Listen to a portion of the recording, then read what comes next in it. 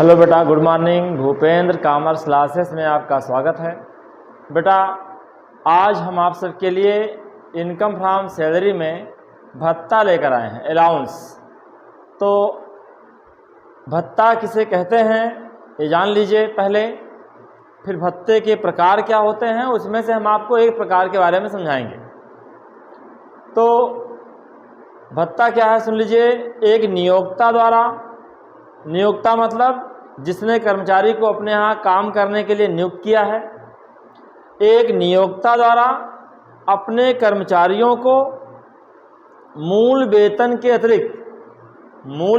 अतिरिक्त उनके दैनिक कार्यों की पूर्ति के लिए, जो उनके दैनिक कार्यों में खर्च होते हैं ड्यूटी के लिए, यानी जो उनके जिस सर्विस में वो हैं उस सर्विस में कुछ दैनिक खर्चे होते हैं, उस दैनिक खर्चे की भरपाई करने के लिए मूल वेतन के अतिरिक्त जो नकदी में पेमेंट किया जाता है उसे भत्ता कहते हैं। फिर सुन लीजिए, एक नियोक्ता द्वारा अपने कर्मचारी को मूल वेतन के अलावा जो उनके दैनिक कार्यों की पूर्ति के लिए नकदी में पेमेंट किया जाता है, भुगतान किया जाता है, उसे भत्ता कहते हैं। तो भत्ता बेटा कितने प्रकार के होते हैं आप देख लीजिए। पूर्णतया करमुक्त भत्ते 3 प्रकार के होते हैं। पूर्णतया करमुक्त भत्ते, आंशिक करमुक्त भत्ते और पूर्णतया करयोग्य भत्ता, यानी फुली एग्जेम्प्ट अलाउंस जो सभी कर्मचारियों के लिए करमुक्त है। आंशिक करमुक्त भत्ते का मतलब होता है पार्टली एग्जेम्प्ट अलाउंस, कुछ तो टैक्सेबल होगा और कुछ एग्जेम्प्ट होगा।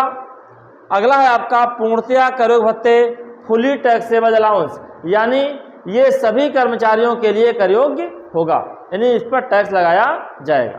तो इसमें से आपको हम पहला एक टॉपिक लेके आ जाए हैं, वो क्या है? पूर्णतया करमुक्त भत्ते। इसमें क्या क्या आता है, कौन कौन से भत्ते पूर्णतया करमुक्त हैं, आइए देखते हैं।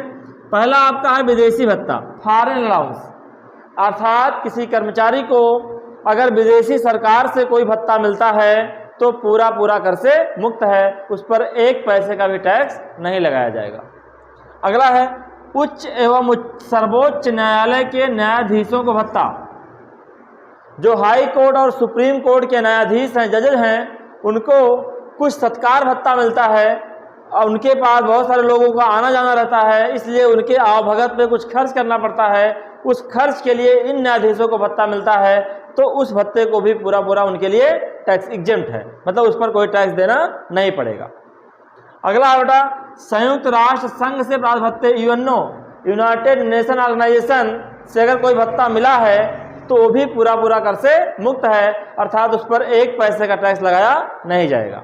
अब जो अगला टॉपिक है वो बहुत महत्वपूर्ण है, कर्तव्य पालन में हुए व्ययों की पूर्ति हेतु विशेष भत्ता।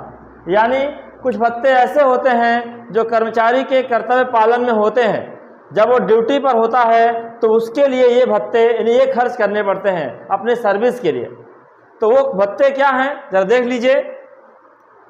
यात्रा भत्ता है, ट्रैवलिंग अलाउंस, यानी उसे कहीं जाना है टूर पे, किसी से एजेंट से मिलना है, मार्केट में जाना है, दौड़ भाग करनी है, उसके लिए कुछ यात्रा भत्ता मिलता है। ट्रैवलिंग अलाउंस पूरा करमुक्त है। दैनिक भत्ता, डेली अलाउंस, जो डेली खर्चे होते हैं ये भी करमुक्त है। सवारी भत्ता, कन्वेंस अलाउंस, घर से ऑफिस, ऑफिस से घर जाने के लिए ये भी करमुक्त है। सहायक भत्ता, यानी अगर आपको किसी ऐसे पद पर हैं जहां आपको हेल्पर की आवश्यकता है तो उस हेल्पर के लिए आपको नियोक्ता आपको भत्ता देता है, ये भी फुली एग्जेम्प्ट है। अगला है विद्योपार्जन भत्ता, एकेडमिक अलाउंस, अगर आप रिसर्च में हैं, किसी रिसर्च में काम कर रहे हैं, कोई शोध कर रहे हैं तो उसके लिए आपको भत्ता मिलता है, तो आपको एकेडमिक अलाउंस है पूर्णतया कर से मुक्त है। और वर्दी भत्ता, जो लोग किसी प्रशासनिक लाइन में हैं, पुलिस में हैं, फौज में हैं, या ऐसे जिसमें जहां वर्दी होती है, जिसमें बिना वर्दी पहने आप काम नहीं कर सकते, उन एम्प्लॉइज को वर्दी भत्ता मिलता है। इसके अलावा और सारे भत्ते हैं जो पूर्णतया कर से मुक्त हैं। लेकिन बेटा जो ये पॉइंट है इसमें ध्यान देना, एक अलाउंस लेके आपको समझाना चाहते हैं। जैसे ट्रैवलिंग अलाउंस आपको मिला 1000 प्रतिमाह, तो 1000 गुणे 12 करोगे तो कितना आ जाएगा? 12000। तो अगर इन भत्तों के बारे में, travelling allowance, daily allowance, convince allowance, helper allowance, academic allowance और यूनिफॉर्म अलाउंस, इन भत्तों के बारे में केवल भत्ता दिया गया है और कुछ नहीं कहा गया है तो पूरा कर से मुक्त हो जाएगा। लेकिन अगर जैसे एक भत्ता बता दे रहे हैं वही नियम सब में लगेगा। जैसे अगर कहे हो कि यात्रा भत्ता 1000 प्रतिमाह मिला, लेकिन इसमें कहे हो कि कर्मचारी ने 500 प्रतिमाह खर्च किया, 500 प्रतिमाह खर्च किया तो 12 पंचे 60, 6000 रुपया खर्च किया, तो मिला कितना 12000 और खर्च कितना किया 6000, तो इसमें से हम 6 घटा देंगे, जितना खर्च किया कितना बचा 6000, ये 6000 टैक्सेबल हो जाएगा। अर्थात ये कहें इन भत्तों के बारे में, यात्रा भत्ता, दैनिक भत्ता, सवारी भत्ता, सहायक भत्ता, विद्योपार्जन भत्ता और वर्दी भत्ता, इन भत्तों के बारे में अगर केवल भत्ता दिया गया है तो पूरा कर मुक्त है, कुछ भी जोड़ा नहीं जाएगा। लेकिन अगर इन भत्तों के बारे में ये कहा गया है कि इतना मिला है और इतना खर्च किया गया, तो जितना खर्च किया गया है वो कर मुक्त होगा, जितना खर्च नहीं किए हैं वो पूरा टैक्सेबल हो जाएगा।